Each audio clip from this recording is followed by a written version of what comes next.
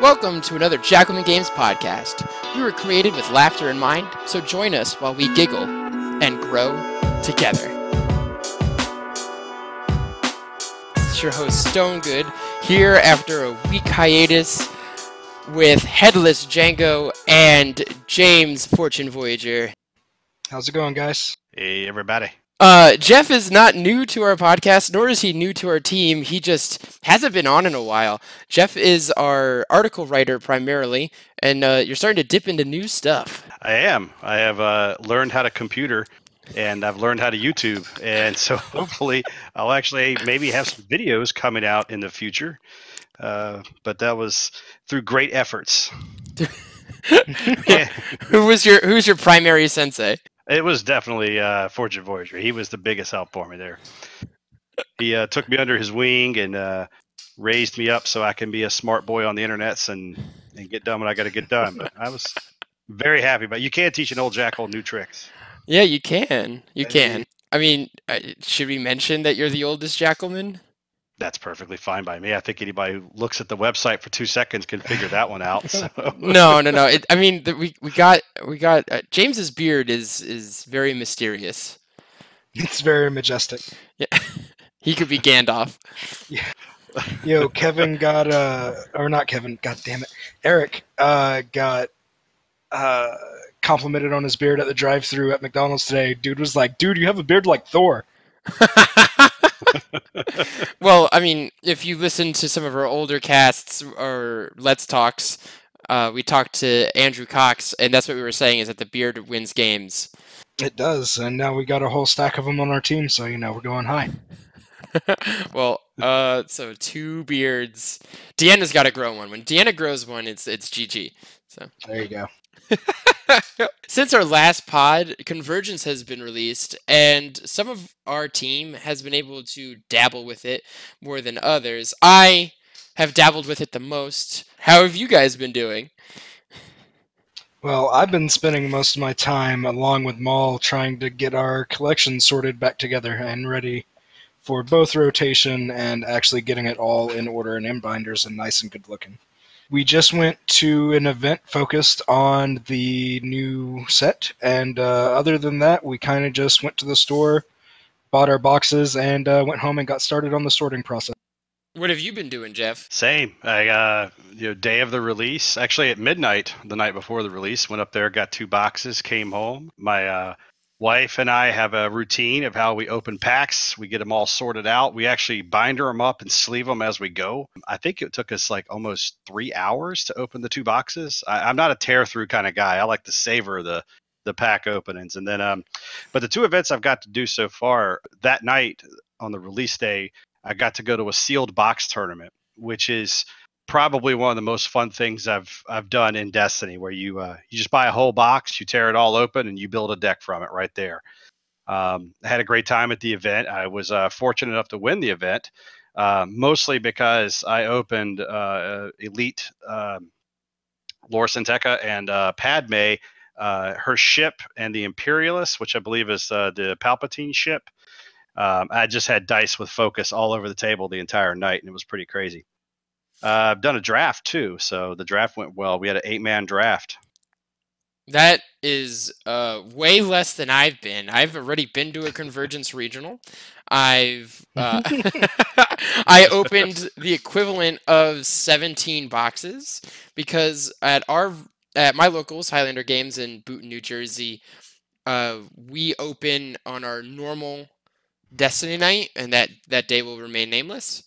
And I pre-ordered 3, and then all the other regulars pre-ordered 1 to 4 boxes, and we opened them all at the same time, and we trade for rarity. So it's a rare for a rare, an uncommon for an uncommon, a bunch of uncommons and rares for a legendary for a legendary. And I walked out only needing 19 cards to have a complete playset of all of Convergence. And my happy little team of the Jackalmen are helping me finish it out. So thank you, James and Eric, for real. Yeah, no problem at all. We're actually down to only needing a single card to finish our playset. We're looking for that last copy of Palpatine. Otherwise, we've got at least 2. So, listeners, if you're feeling donationary, please donate 1 Palpatine to Jackalmen Games. Address is 65. That's like a $30 to $50 donation. So yeah, let's go for it. I mean, you could be a $5 Patreon, or you could donate 1 card, and we call it quits. You don't need to donate anything else. Hey, you know what I forgot to talk about? What's that? I forgot to talk about the Jackal Hunt. I totally have my notes over here, and it says Jackal Hunt and then Convergence release, and I just skipped over it. Oh. You want to talk about the Jackal Hunt as fast as possible? Yeah, it's the Jackal Hunt. It's on the 27th of April. You should come to it. It's going to be great. $1,000 plus worth of prizes there. We actually just got 2 new spot glosses donated for the raffles. What are those? We just today got a Vader donation. And Terror to Behold? Terror to Behold. And we also have a Boba Fett donation. Ah, they knew about that one already. Yeah, I don't know if we've announced that one. But either way, we've got 2 spot glosses there for you to win. So the Boba Fett is from T3 Gaming's. Where's Terror to Behold coming from? That one is coming all the way over from Your Destiny. Oh my goodness. From Europe? I don't know. It might be coming from Lake here in the States, but shout out to them for being awesome. Yeah, shout out to T3. Shout out to Your Destiny. And also shout out to Laser Gaming. Laser Gaming is donating some of her tokens as well. Yeah, that was super awesome of her. She does some amazing work, so I'm glad to have her stuff there. Yeah, we're getting in tight with some great creators that are more than just YouTube videos, podcasts. We're getting into more of the hobby field of this game, and we're meeting some amazing people. Bro, I've seen more hobbyists for this game than I have for any other competitive game that I've played. So many creators of random alt arts and tokens and accessories. So actually, our deck boxes review came out as of this recording on Wednesday. So if you want to see some of the prizes that you could win, I don't know if they're first and second place. Are they first and second place, James? The ones in the video were 3rd and 4th place ones. Okay, so the 3rd and 4th place prizes have a video right now, so you can get a look at Wiregrass Makerspace's really well-constructed deck boxes. They're made of wood. They're made of wood, just like me. Lest we not forget the bonus unannounced prize. Anyone defeating the Headless Django will be receiving a custom, one-of-a-kind, probably worth thousands on the secondary market, Headless Django Jackalmen Games logo sticker. One last plug for the Jackal Hunt. Go to it. The end. Go. Be there. If you travel farther than me, I'll buy you lunch. Boy, that's a pretty big ask. I mean, if you come more than 12,000 miles for this event, 12,000, 1,200, sorry, United States is not that big. I don't know, Texas is pretty big. Oh, wait, actually, 30,000 miles is America, right? Boy, I don't know geography. I grew up Fact check. Fact check. Gotta check my elementary school geography. How far is it from New York to California? It's not that far, because I think it's less than 1,000 miles from Tampa to Virginia. It's either 3,000 or 30. It's 3,000. It's 3,000. This is all getting cut out. If I could walk 3,000 miles, then I would walk 3,000 more. To be the guy that gets lunch bought by Stonegood. Almost made it. At the Jackal Hunt. Okay. I refuse to participate in that with you two. It's because it's too young. Yeah, he doesn't even know what that song is. He's never heard it. Y'all gonna make me look up the year on that song, because that thing's been around a long time. The Proclaimers. I proclaim you look it up. Actually, I can play one of their songs on my ukulele. It's actually the only song that I know. Released 1993 in the U.S. Dude, that's when I was 1. Yeah, and I was something. We'll just leave it at that. So I may or may not have been able to smoke and join the military and vote. You guys went. I gotta bring us back for the Jackal Hunt because that's one event. I want to bring you back to your event that you went to. What did you play at your new trilogy event, James?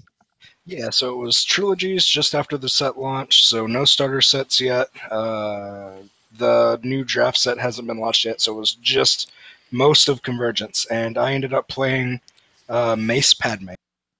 Mace Padme. Did you write an article about that? I did indeed write an article about it. If you want a detailed write-up of the deck and the day and all of my matches, it is on our website. Yeah. What is our website, just in case they don't know, bro? Jackalmengames.com. Nice. Hey, can I ask you a question that you didn't put in the article because I read it? Yeah, sure, go for it. What was your MVP card of that deck? Because it's just the set of trilogy, so it could really lead to what the MVP card of the whole set is. Well, I don't know if this is going to be the MVP card of the whole set, but it's definitely the MVP card of any deck running Padme, and that is Target Acquired. So for those that don't know, Target Acquired makes all of your indirect direct to the character that it is attached to. So when Padme is dropping down like 9 indirect a turn, because that's what she does, it's all going to that single person. You know what would be really cool? What's that? If it had redeploy. That would be utterly ridiculous. But I do run 2 of them in my decks. Oh man, could you imagine a redeploy downgrade? A redeploy downgrade, that'd be disgusting. Oh my gosh. But you get to choose because it's your redeploy. Right. Oh my goodness. The Gandor, get on it. Get to work. Get to work. What'd you play at your event? You played Lord Senteka and Padme. So you both played Padme at your events. We both played Blue Hero with Padme, yes. That seems like it's going to be a theme early on that nobody saw coming.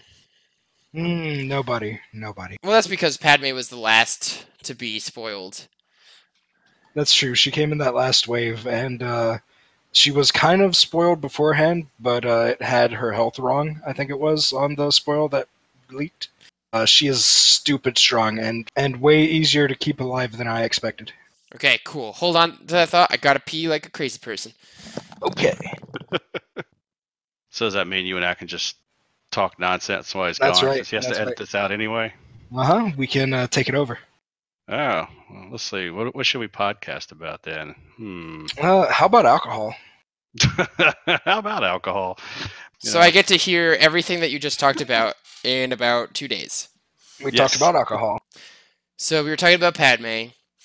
Yeah, I'm really sad that Padme wasn't in the conversation before she was released. It's like she was spoiled by that reliable source. I don't even know who he was, but he's gotten or she's gotten things right in the past. Yeah, they've gotten a lot of stuff right, and to be fair, they got everything right about Padme except the health, so... Yeah, so I feel like the next time that person spoils something, we should probably keep our eyes and ears open and start predicting with that character, because as far as the Jackalmen are concerned, we forgot about her. Well, she didn't come up in our conversations, like no, it wasn't like, hey guys, don't forget that guy spoiled Padme. Yeah, that's true. And it's gonna be really good. She's gonna be a red leader with a bunch of focus. She's the only character with 3 focus in the whole game, right? I believe so, yes. Yeah. And then her ship comes in with 3 more focus. Yeah. And Give her that shield every time. Yoda's spirit has a 3 focus, right? I don't think so. I would check my copy of Yoda's spirit, but I have 9 of them, and they're all in the corner somewhere. So, Man, if only we had this magical thing called the internet that could give us the answer to any question that we asked it. I've sworn off the internet. Aren't you on it right now? I am on it right now. I needed it to make sure that I wasn't an idiot about the length of the United States. So I don't know if you guys are picking up what I'm putting down, but I am the self-proclaimed master of convergence. I know everything there is to know about convergence. You can ask me any card number, and I could tell you the card and its effect. I'm just the best. I have every card from the set. I'm the greatest. What is Entourage and what does it do? Entourage is a yellow card. It is number. It's number. It's number 152. I was gonna say 151, but I had to look it up. It is 152, and it's according to our player Maul, it's gonna be top tier. Oh wait, it is top tier. And according to Outer Rim Lanza, it is top tier. Yeah. I mean, he won with it over the weekend. So I posted out this really jerky question, but I knew it was jerky when I posted it. It's tell me something you think I don't know about convergence. So Entourage was discussed by our Discordians. Also, Star Viper was a shout-out card, but in a sad way. That Star Viper is going to leave when Hired Muscle comes out. Very true. Hired Muscle is pretty much going to be in any support. Yeah, I know everything there is to know about Hired Muscle, so we don't need to talk about that. Oh yeah, I forget what it does. Could you remind me? I don't have the internet and I don't have a copy of that card, so I can't. Yeah. I can't How tell much you. does that cost again? $15 when you buy the starter deck. I'm sorry, I'm reading the Discord right now, and Sentinel Messenger is the best character in the set. Is sent to us by Winalazaka. Sentinel Messenger is really stupid, and like being able to play cards from your hand, hold him back, and then your opponent rolls in hot, and you go, well, let's see if I draw mitigation, activate and play mitigation, and then just laugh in your opponent's face. Man, I knew that already, because I know everything. What color is Sentinel Messenger? That would be Blue Villain. Blue Villain. Oh, that guy! That's number 3 in the set, and it's not a guy, it's a robot. It's Palpatine's robot. Well, it's just a robot with Palpatine's, like, consciousness in it.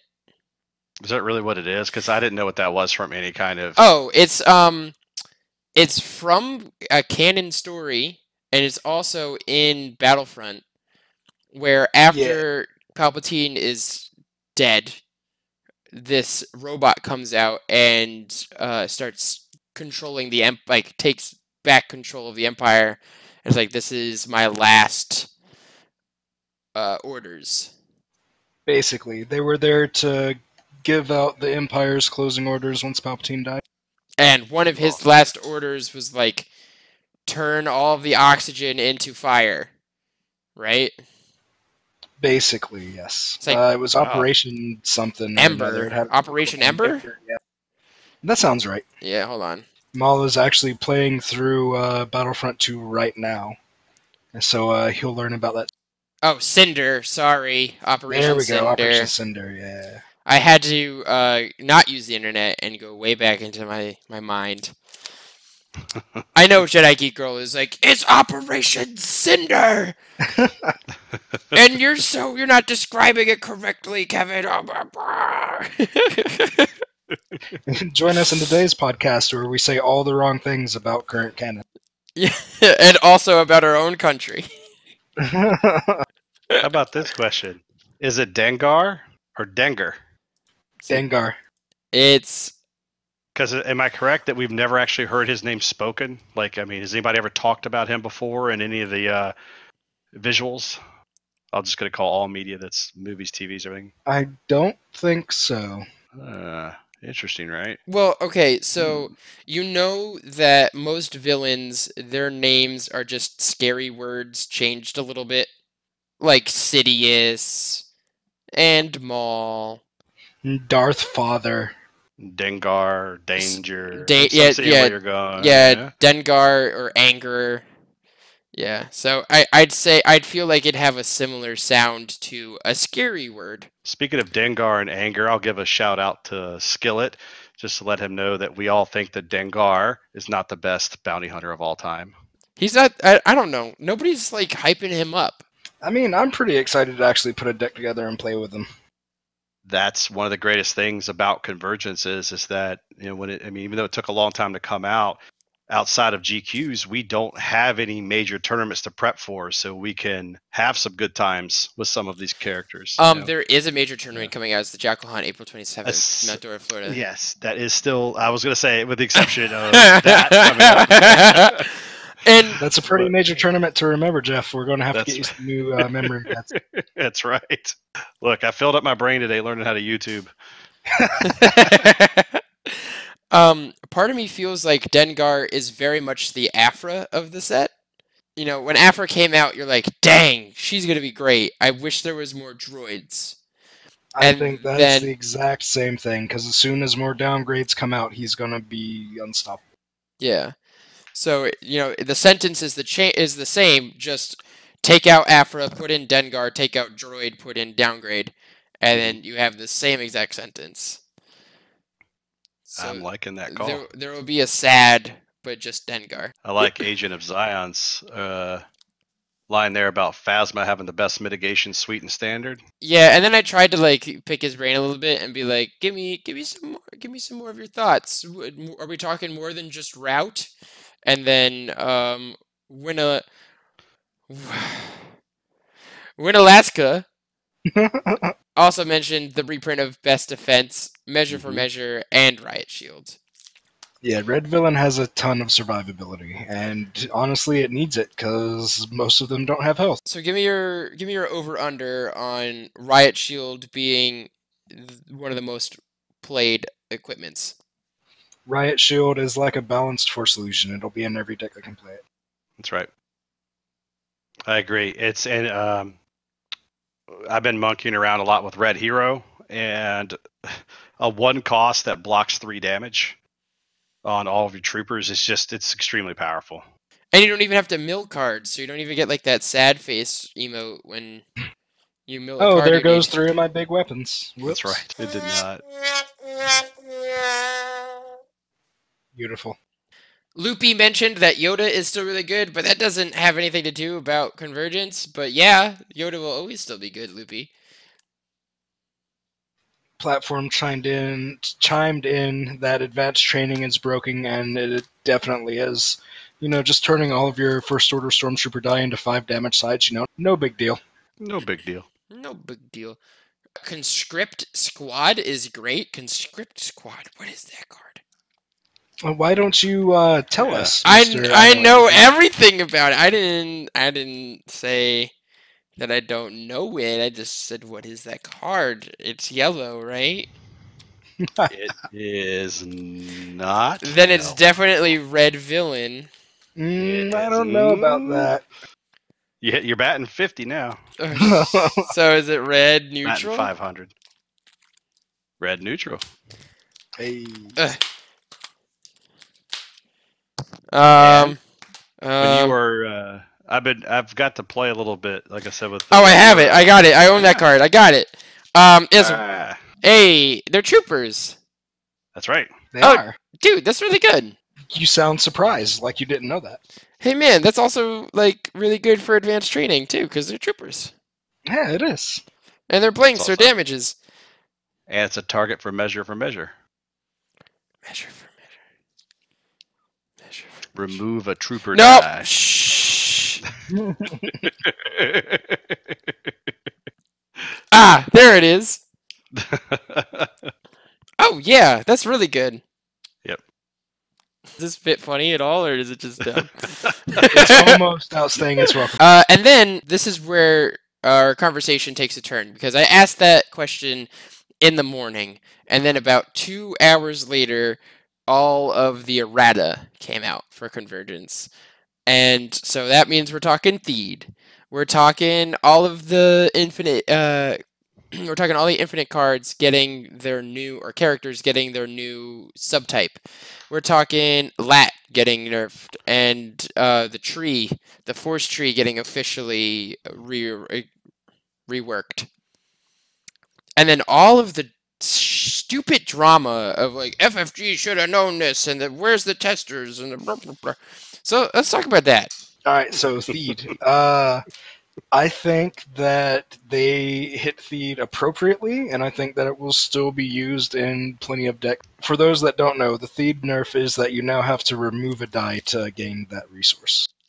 I personally think we're going to start seeing a lot of decks that are going to start vomiting out these little dice, just like we just talked about with the fickle mercenaries and the conscript squads and these little 1 and 2 cost support die. And if I could still have a battlefield where I can turn any die at any time into a resource, it still has power. It just you won't see 50% of a field of a tournament running that anymore. It's going to be more specific to character pairings. Boy, 50%. What tournaments were you going to? That stuff was running 100%. Yeah, just about. I was the guy running Command Center. Oof. And I will still run it because it got reprinted. That means it's a good card. I got a bunch of good cards in this set. I got Lore Hunter, I got Untie Force Tree, I got Lore Senteca, I got Resistance Ring, I got... What was another card that we were like, dude, that's really great, James, last night? Don't ask me about memory. I don't even remember what I talked to you about last night. Was it No Answer? No Answer? I'm on the fence about with No Answer as a mill player. Like, that sounds really good, but I need to have a lot of hand control. And, not a lot. I mean, like, if you're playing against somebody that knows how to play this game, they're only going to play the cards that they need from their hand, and then they're going to make me work for it. And I don't want to work for it. I just want to play the card and discard 3 off the top of their deck. I think No Answer definitely works in specific decks, specifically being Leia decks. Yes. Because you are going to be discarding their entire hand anyway. In other mill decks that focus more on the deck and slowly getting cards out of their hand, it's not as great. Works well in draft. I pulled 2 of them and used them, and it hurts if you mill off certain cards in draft. It was a pretty fun card to use. That works just like Tobias Beckett, right? You always get the 1 discard, and then if they have 0 cards in their hand, you get the additional 3 mill, right? Exactly. Okay, so it's similar to that. Okay. But James and I last night, we were working on a mill deck, and then it turned into a damage deck. Yeah, because that's what Padme does. Yeah. Well, I just love Padme. She's so cool. Same, she's the best. I think he's Hessian Sack, but he changed his name to The Sack. Yeah, that's Hessian. Yeah, so Hessian Sack said Executioner will be tier 1, or at least tier 1.5. He's been putting a crap ton into Dr. X. To Executioners. They're troopers, ain't they? I think. They are troopers.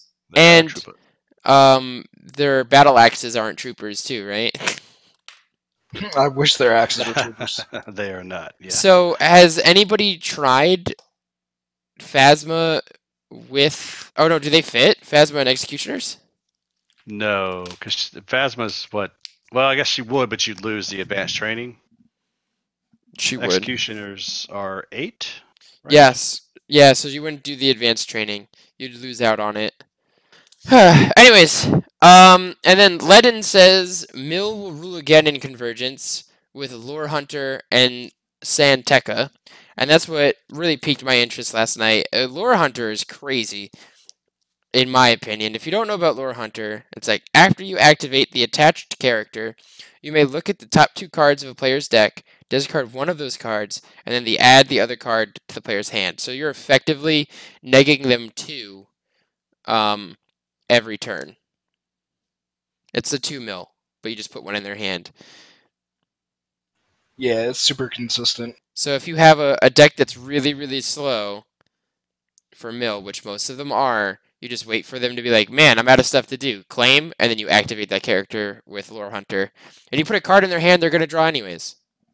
I was able. That was another card I was able to run in draft, and it does feel good because you're choosing what you're putting in their hand, and especially in the draft format, there's so many cards that are near dead to them anyway, and there's so many cards that they're really looking for, which is the dice cards.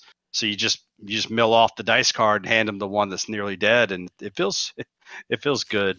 It's, I know Mill is so mean in draft, but it's so much fun.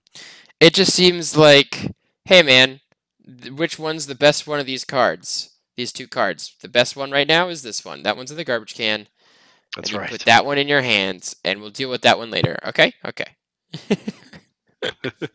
Somebody says that Yoda would get a +1? Yoda needs to be hit. If if Snoke was bad enough to be hit, Yoda is bad enough to be hit. Disagree. Actually, Uh, I want Yoda to get hit so I don't have to use him anymore. I'm comfortable with Yoda. I was never real sure. I think my beef always with Snoke was just the near automatic resource generation he was creating. I know that Yoda can do it as well, but you're burning 2 dice every time to generate those resources, whereas Snoke was only dealing with the one. So the last regional that I went to during regional season, I was looking at my Yoda dice and the stickers were falling off. Like I've used Yoda so much. And I'm like, I need to put these dice to bed. I really do. And and when I put them to bed, I was like, I don't want to touch Yoda for the next set. I want to do something different. I've actually been seeing more and more people with that problem. Like just recently in the last week, I've probably seen 3 or 4 different posts online of people's like super expensive dies like Yodas and Snokes and the stuff that gets used over and over again. All of their like paint and stickers just like fading off of the die. I wish the FFG would replace dice. I wonder if you make a claim to them, they'll replace your dice for you.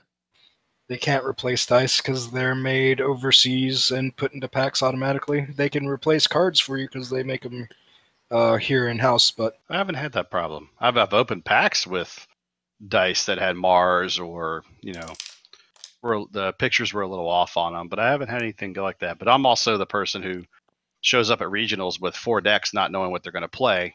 So obviously, I run a lot of different dice all the time. yeah, I haven't had that problem yet myself, but I definitely have seen some dice get damaged by like dropping on the floor, chipping, things like that.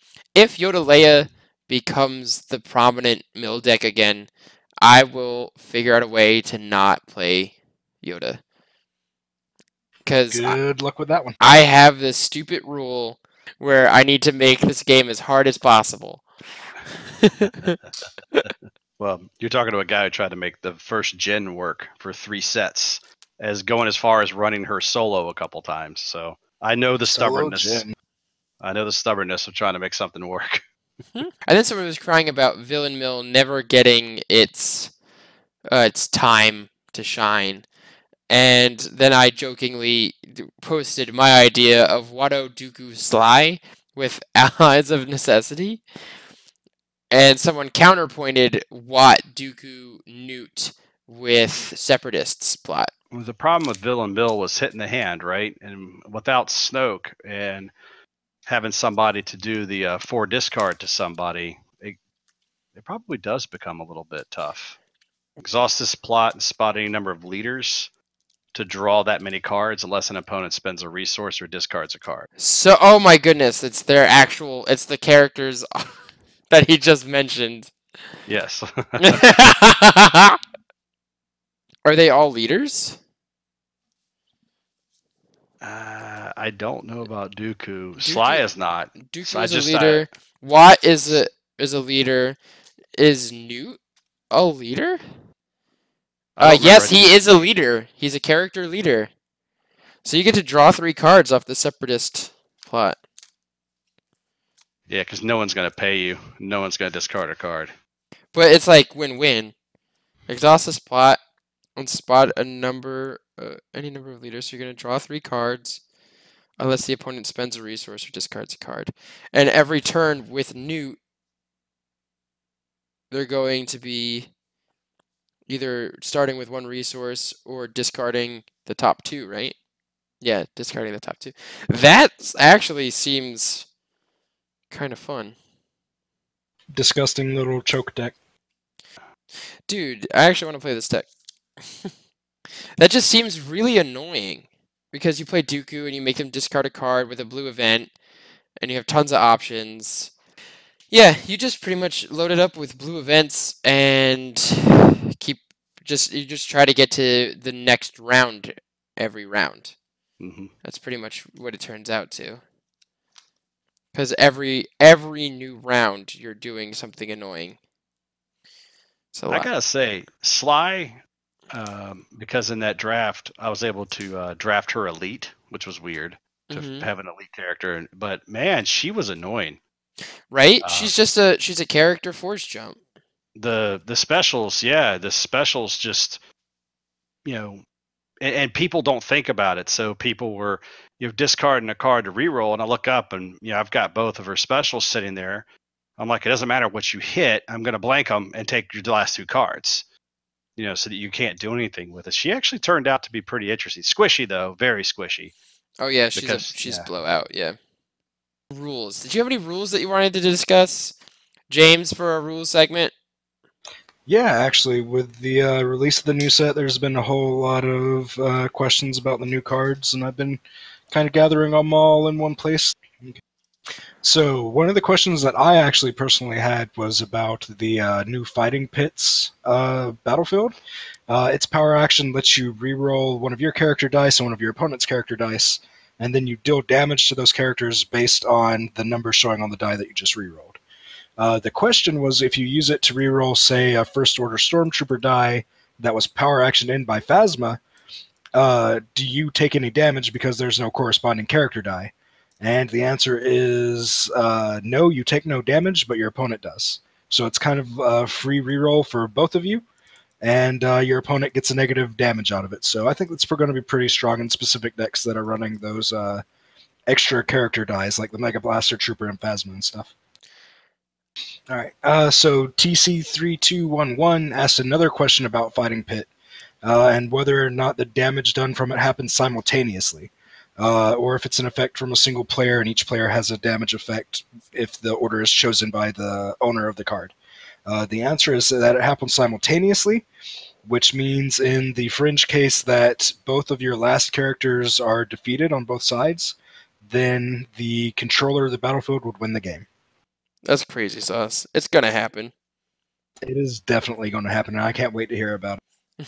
And then it's gonna be like, oh man, this stupid TO said that. Yep. So we got another question in from Irish Pants. He asked, do villain downgrades you play on an opponent's character count for Bosch's spot villain requirement? So downgrades are considered to be under the control of the person who played them. So if the person who played the downgrade is playing Bosch, then yes, it will count. But if the opponent has Bosch, they do not get the bonus from having the downgrade played on their character. Can you use Power Surge to resolve Padme's focuses as double indirect? You sure can. It goes under the same ruling as Luke 3 and Atreyu Strike. So you can resolve Hold on. It's Atreyu?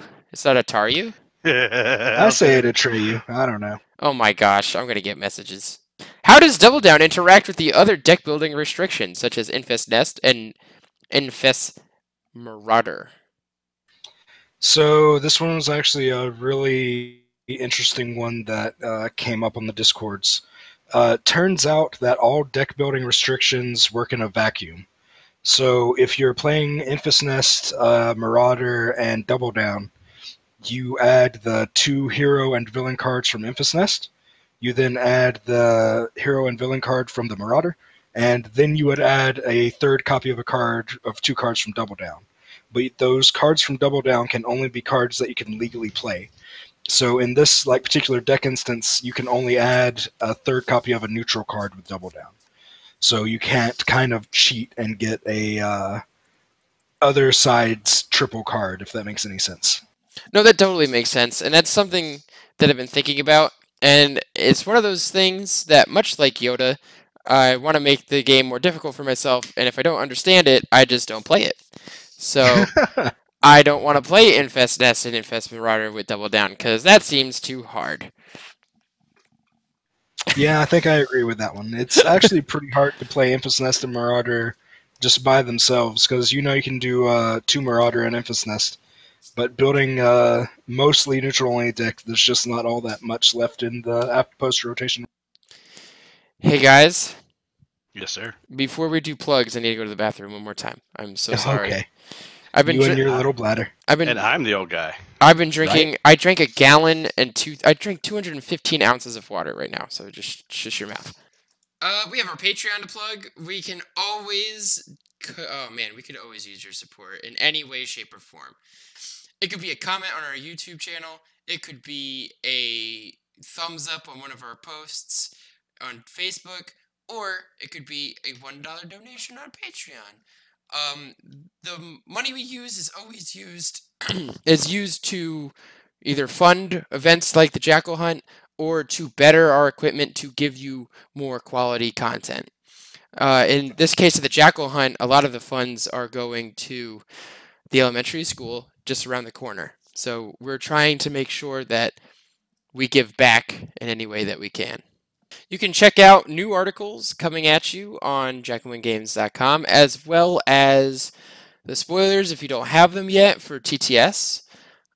Ashton is fervishly working on finishing the entire set of Convergence. This is now the second set in a row that he has made every proxy for TTS. Don't worry, they're coming. If they're not out already by the time this podcast is released on Sunday at 10 in the morning, I think we're done.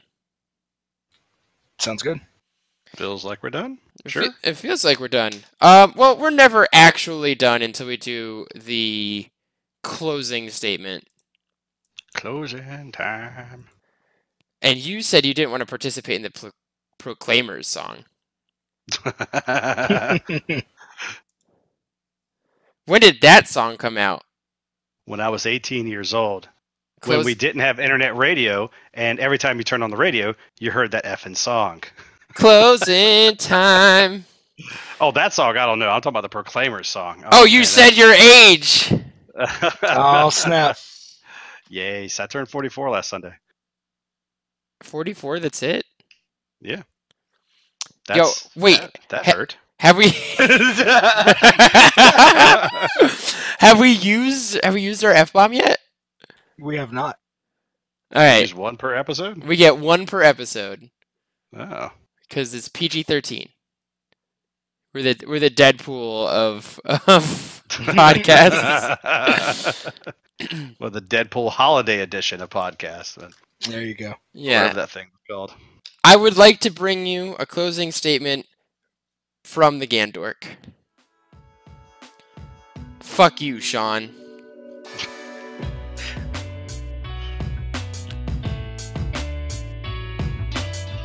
That's it.